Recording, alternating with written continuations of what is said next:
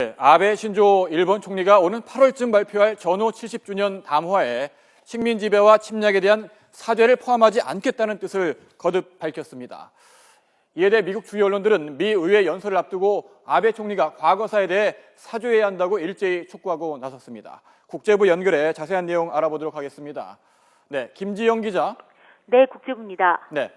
아베 총리가 주변국의 반발에도 아랑곳 없이 영토 도발과 과거사 왜곡을 이어가고 있는데 이제는 과거 식민 지배와 침략에 대한 사죄도 하지 않겠다는 것인가요? 네, 아베 총리가 오는 8월쯤 발표할 이른바 아베 담화에 식민 지배와 침략에 대한 사죄를 포함하지 않겠다는 뜻을 거듭 시사했습니다. 아베 총리는 어제 일본의 한 방송에 출연해 이 같은 속내를 내비쳤는데요. 전후 70년 담화에 침략이나 사죄 등의 표현을 담을지에 대해 과거 담화와 같은 것이면 담화를 낼 필요가 없다고 말했습니다. 그러면서 역대 내각이 역사인식을 계승한다고 한 이상 다시 한번 쓸 필요는 없다고 덧붙였습니다.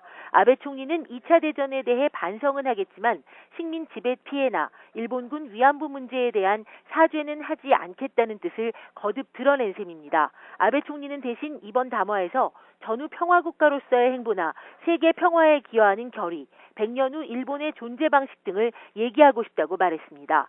또 오늘은 야스쿠니 신사 봄 제사 시작일인데요. 아베 총리는 주변국의 반발을 의식해서인지 야스쿠니 신사를 직접 참배하는 대신 공무를 복납했습니다. 네, 반면에 미국 주요 언론들은 일제히 아베 총리에 대해 과거사에 대한 사과를 촉구하고 나섰죠.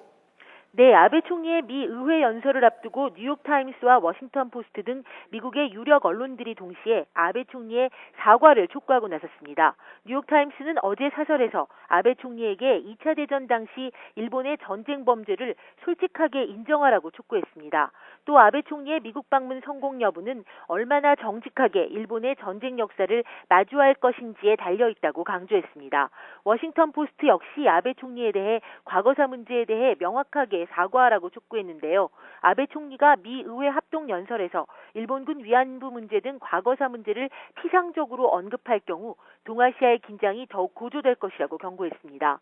하루 앞선 19일 미국 잡지 포브스의 에몬 핑글돈 칼럼니스트는 아베 총리가 일제 악행으로 고통을 겪은 아시아와 미국, 서유럽, 러시아의 수백만 명을 모욕하고 있다고 비판하기도 했습니다.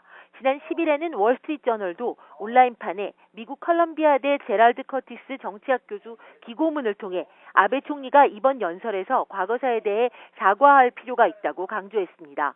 지금까지 국제부에서 YTN 김지영입니다.